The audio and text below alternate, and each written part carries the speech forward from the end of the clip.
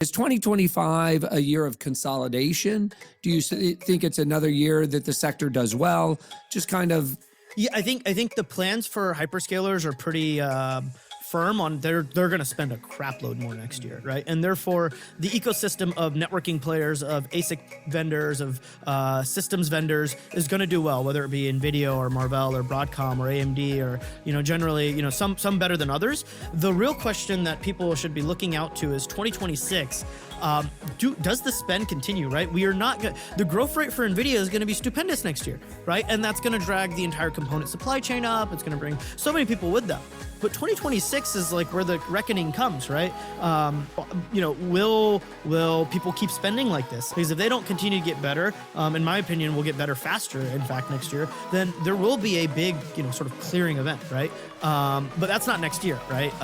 The other aspect I would say is there is consolidation in the neocloud market, right? There are 80 neoclouds that we're tracking that we talk to, that we see how many GPUs they have, right? The problem is nowadays, if you look at rental prices for H100s, they're tanking, right? Not just at these neoclouds, right? Where you used to have to pay, do 4-year deals and prepay 25%. You'd sign a venture round and you'd buy a cluster and that's about it, right? You'd rent one cluster, right?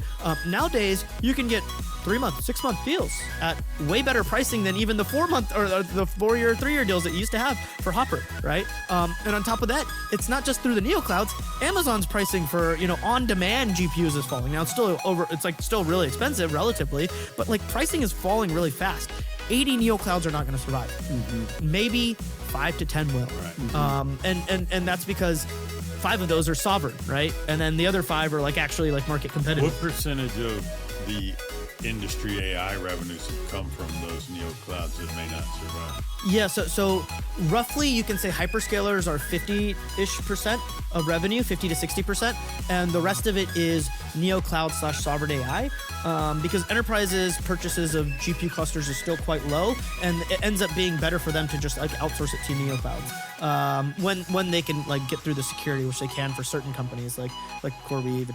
Is there a scenario where in 2026 where you see industry volumes actually down versus 2025, or NVIDIA volumes actually down meaningfully from 2025?